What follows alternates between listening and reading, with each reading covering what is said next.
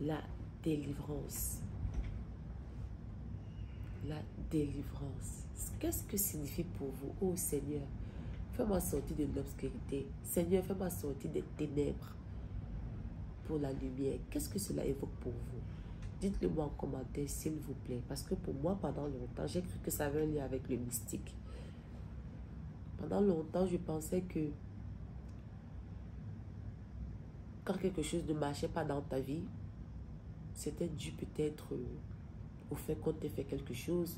Tu as peut-être fait un mal, généralement. Donc, généralement, c'est qu'on t'a fait. En tant que la plupart des Africains pensent comme ça. On t'a fait, tu es à l'étranger depuis des années, tu ne réussis pas à avoir les documents. Que les gens viennent derrière toi, ils ont des documents. Des gens font des business, ils réussissent. Toi, tu fais, ça ne réussit pas. Eh bien, tu commences à prier. Et puis, tu commences à faire des recherches, bien sûr. Sur Internet, on dit plein de choses. Hein. Sûrement, tu es en train de payer des erreurs de tes papas, de tes mamans. Nous, en islam, on n'y croit pas. Parce que Allah dit que dans le Coran, qu'il n'impose aucune charge supérieure à sa capacité. Oh non, ça c'est un sujet. Je vais voir avec comment développer ça la prochaine fois. Et moi, personnellement, je pense que Dieu est très bon. Trop bon. Créateur des cieux et de la terre, là. Celui-là qui a fait descendre les 3 livres pour nous enseigner, pour nous faire sortir de l'obscurité, pour nous faire sortir des ténèbres. Il est trop bon pour imposer ça à un humain. Je ne sais pas si vous le savez, mais ça, il faudrait savoir que l'âme est amour. L'âme, c'est Dieu. Ça dit que le corps, l'homme ne supporte pas la négativité. Donc, je ne pense pas que Dieu va te faire payer pour les erreurs de ton père ou de ton grand-père ou de ta grand-mère. Non, je n'y crois pas. Tu es responsable de tout ce qui t'arrive. Je sais que ce que je vais dire ici ne va sûrement pas plaire à beaucoup d'entre vous. Et en réalité, je voulais même garder ça pour moi. Parce que c'est quelque chose que j'ai découvert depuis l'an passé. C'est des choses même que, bien avant, quand j'étais allée à développement personnel, quand on me disait cela, je ne croyais pas. Je refusais. Jusqu'à ce que l'an dernier, grâce à la prière, parce que j'avais établi une relation personnelle avec mon Dieu, il est vrai que j'ai toujours eu une bonne relation avec Dieu. Mais l'an dernier, ça s'est intensifié. Vous savez, quand on voyage, on arrive à l'étranger. Ce n'est plus ça. En Afrique, on a tout le temps pour nous de faire des choses. Mais à l'étranger, tu commences à travailler, on court ici, on court ici. Et tu n'as plus le temps de prier comme tu avais l'habitude de prier auparavant. Jusqu'à ce que toi-même, tu décides peut-être de t'établir. Ça veut dire que quelque chose peut t'arriver. Tu décides de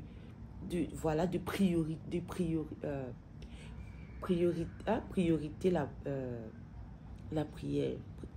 Je voulais dire ça en anglais, mais je ne sais pas. Je le dis comme ça. Donc, quand j'ai établi une bonne relation une relation personnelle avec mon Dieu, j'ai commencé à prier, à poser des questions à Dieu. J'ai changé même ma façon de prier. Je sais que ma chaîne est une chaîne cosmétique, mais tu ne peux pas être bien dans ta peau quand tu as des problèmes. Non. C'est pour cela que je vais le partager avec vous pour pouvoir aider certains parmi vous à comprendre certaines choses qui vous arrivent dans la vie. Quand j'ai dit que tu es responsable, ne te mets pas en colère. Essaie d'analyser. Essaie de comprendre. Crois-moi. Moi, je me le disais aussi, je n'y croyais pas. Jusqu'à ce que, comme je vous l'ai dit, j'ai commencé à prier. J'ai même changé ma façon de prier. J'ai arrêté de demander la richesse à Dieu, par exemple. J'ai arrêté de demander le mariage à Dieu. C'est-à-dire, j'ai commencé à demander, j'ai arrêté de demander les choses de worldly life, des choses de la vie d'ici-bas. J'ai commencé à demander à Dieu la délivrance, la sagesse. J'ai demandé à Dieu de refaire mon éducation, de m'enseigner. Pourquoi? Parce que j'avais déjà prié, j'avais déjà jeûné, mais ça n'allait toujours pas. Et moi, je sais que mon Dieu existe. J'ai dit ça ne va pas quelque part. Et moi, en lisant le Coran, Quand Allah fait descendre, il faisait descendre les livres, les enseignements. Il venait nous enseigner, c'est-à-dire qu'il venait nous apprendre comment nous comporter. Parce que quand Dieu avait créé le monde, il avait établi des lois. Les lois que tu as le devoir de savoir pour pouvoir avoir une bonne vie ici-bas et le rencontrer plus tard dans l'au-delà, chercher le paradis. Et si tu souffres, si tu es dans les problèmes, c'est parce que tu es ignorant de ces lois. Quand j'ai commencé à demander à Dieu de m'ouvrir les yeux, je lui ai demandé de refaire mon éducation parce que ce que tu es là, tu es tout simplement un assemblage d'informations, de ce que les gens ont dit, de ce que tes parents t'ont dit, ton entourage a dit, ce que ton professeur t'a dit. Toi là, toi, qui es-tu? Qui es-tu? Tu es sur terre, pourquoi? Pour quelle raison es-tu sur terre? Maintenant, tes affaires ne marchent pas. Pourquoi? Parce que les gens, moi je ne considère plus, je ne crois pas à l'échec par exemple. Moi je pense que l'échec est un enseignement. Il s'est révélé à moi que tout échec, toute chose que l'on faisait qui ne fonctionnait pas était un enseignement. C'est-à-dire que Dieu veut t'enseigner. Et si tu te tranquillises, tu lui fais confiance, tu vas voir que ce qui t'arrivait là était pour ton bien. Dieu voulait te mener graduellement vers quelque chose d'extraordinaire. Mais la plupart d'entre nous ne le savons pas. Nous nous précipitons à faire des choses qui ne seront pas bien. Et ça nous écarte de ce bonheur-là. Et surtout, on commence aussi à parler, à prononcer, à dire des choses qui nous condamnent. Quand je dis que tu es responsable de ce qui t'arrive, ça commence d'abord par ta parole. Comment parles-tu? Quand par exemple, tu n'as que des mauvais amis, c'est-à-dire que tu es en étranger depuis, tu n'as pas les documents. Quelles sont tes paroles à propos de ce pays dans lequel tu te trouves? Quelles sont tes pensées à propos du pays dans lequel tu te trouves? Quelles sont tes paroles à propos des habitants de ce pays dans lequel tu te trouves? Quelles sont tes pensées et tes paroles à propos du gouvernement, de l'immigration de ce pays? S'il y a une chose que j'ai comprise, c'est que on est victime d'ignorance, particulièrement de ce qui sort de notre bouche. Oui. Si tes paroles ont toujours été négatives à propos du pays dans lequel tu te trouves, où tu veux avoir les documents, laisse-moi te dire, mon frère, ma soeur, que tu n'auras jamais les documents. Va te laver dans l'eau la plus quoi. Va voir tel grand pasteur. Il ne pourra rien pour toi parce que tu auras bafoué les lois de l'univers. Parce que tu as critiqué. Tu as critiqué cette terre. Tu as dénigré cette terre. Et donc, tu vas expérimenter tout ce qu'il y a de négatif dans ce pays. Tout ce que toi, tu as dit là. C'est-à-dire que si tu es en France, c'est-à-dire que tu ne vas que rencontrer que les pires Français dans ta vie. Les plus méchants, c'est seulement eux là que tu vas rencontrer. Parce que c'est ce qui est en toi. Et je veux te dire une chose ici, c'est que tu n'attires pas ce que tu veux. Tu attires ce que tu es. Quelle est ta conversation avec toi-même? Par exemple, tu as eu à faire un business, 2 business, voilà, que tu commences à dire que ouais, tout ce que je fais ne marche pas. Tu as eu à répéter ça plusieurs fois à cause peut-être de 1 et de 2 échecs que tu as fait dans ta vie. Le fait d'avoir répété ça, c'est inscrit dans tes gènes. Et c'est pour cela que tout ce que tu fais, ça ne fonctionne pas. Ça ne fonctionne pas.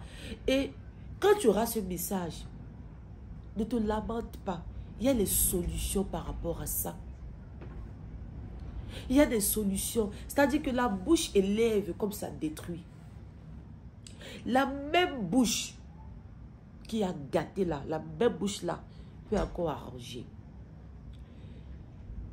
Et aussi, je te conseillerais, ma soeur, mon frère, d'aller vers Dieu. Oui, tu veux avoir l'argent. Oui, tu veux la prospérité. Mais demande à Dieu. La prospérité passe par la transformation personnelle.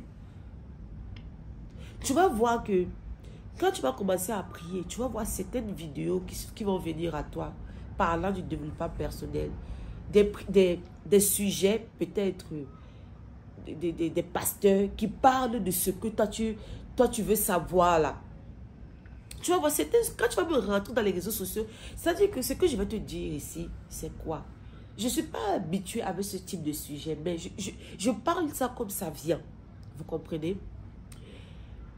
Donner une autre direction. C'est-à-dire que si tu as toute ta vie, tu as toujours demandé la richesse, la richesse, la richesse. Les enfants, le mariage, ça ne vient pas. Et ça ne va pas quelque part. Demande à Dieu pourquoi. Pourquoi tu n'es pas en train d'obtenir ce que toi tu es en train de demander. Il va te le révéler. Et tant que tu ne résous pas ça, tu ne vas pas obtenir ce que toi tu demandes à Dieu là. Je voulais parler ici aussi même du mariage, mais ça c'est un autre sujet. Par exemple, une fille qui sort toujours avec les hommes mariés. L'autre là, c'est un autre truc. Hein? Une fille qui toute sa vie, c'est seulement les hommes mariés. Ça, c'est un autre sujet que je vais parler. À part. Donc, mon frère, ma soeur, essaie de regarder ta vie. Regarde ta vie. Pose-toi des questions. Remets-toi en question. Quel est le type de langage que tu utilises quand tu es avec les gens? Par exemple, tu dis que les gens ne t'aiment pas. Est-ce que toi, tu aimes les gens? Aimer les gens, c'est aimer sans intérêt. Crois-moi, si tu vas avec quelqu'un, par intérêt, l'univers va te faire ça dur. Crois-moi. Sache que il y a un Dieu là qui veille sur nous. La personne est innocente, mais Dieu te voit. Qui fait que tout ce que tu vas faire va retourner contre toi. Au Cameroun, on dit que l'homme ne fait pas l'homme. L'homme fait lui-même. Donc tout ce que toi tu vas faire, planifier, ça va seulement retourner contre toi. Je parle aussi de nos frères qui épousent les femmes, par exemple par intérêt, les femmes étrangères pour les documents. Regardez ce que vous expérimentez. Regardez comment ces femmes-là vous traitent. Vous pensez que c'est pourquoi? Parce que vous êtes allé vers ces femmes-là par intérêt, ce n'est pas par amour. Mais à cause des lois préétablies, vous allez en souffrir. Quand tu montres aussi à l'univers, quand tu dis surtout que, quand tu te dis que pour pouvoir réussir, je dois épouser une étrangère ou je dois épouser une anglaise, une française pour pouvoir... L'univers, Dieu va te laisser dépendre de cette personne. C'est-à-dire que comme toi, tu as eu cette pensée-là, Dieu va te laisser dépendre de cette personne. C'est-à-dire que tu as mis Dieu à côté, ne l'invoque plus. Tu as pris un être humain comme toi, tu t'es dit que c'est grâce à un être humain que tu vas réussir. Dieu va te laisser et tu vas...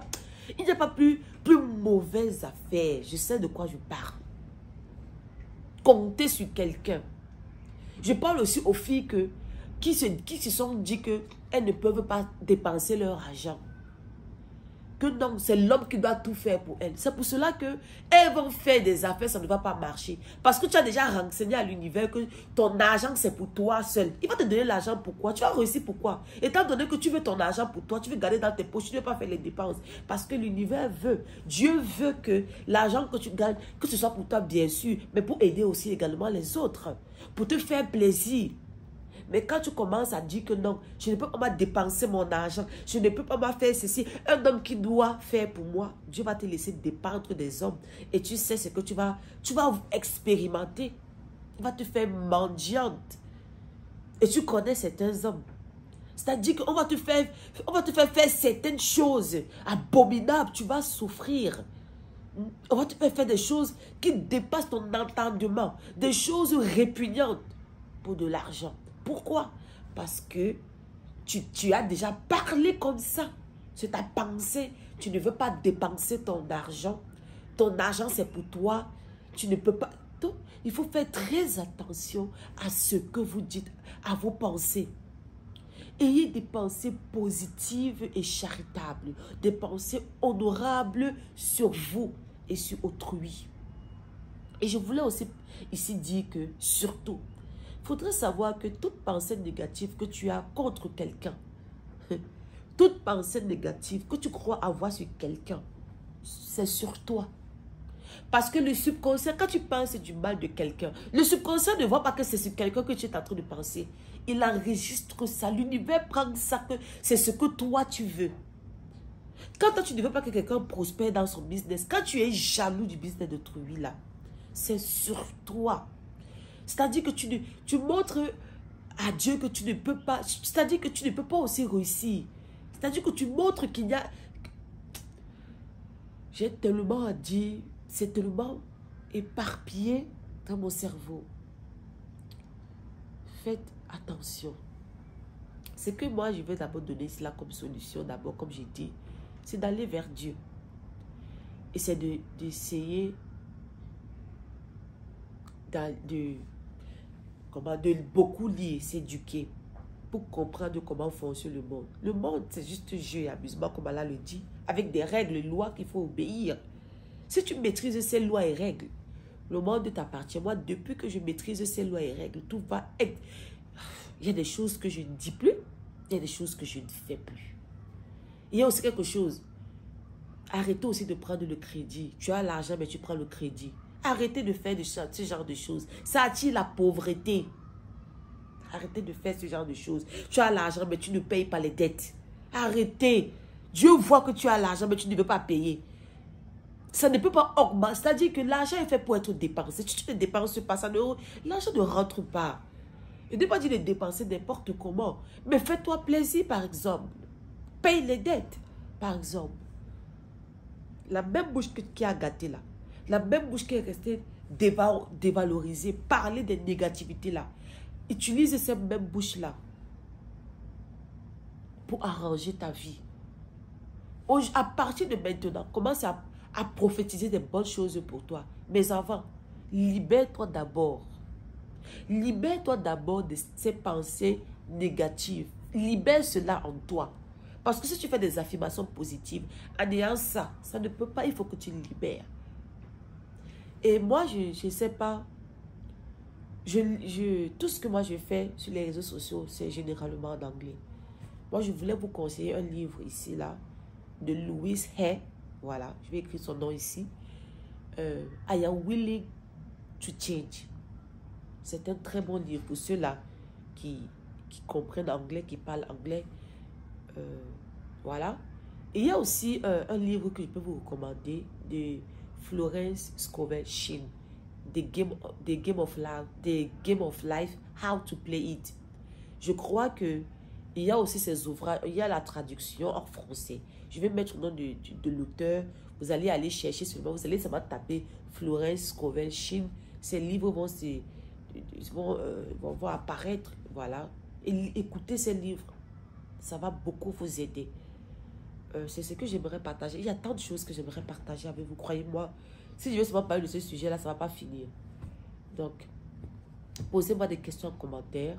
Voilà. Dites-moi aussi en commentaire si ça vous plaît que je parle de ce genre de sujet. Et puis, je vais continuer à parler. De toute façon, je vais continuer à parler. Hein, quoi. Parce que je pense que mon Seigneur veut aussi que je partage, voilà, ce qu'il m'enseigne avec vous. Bisous, à la prochaine.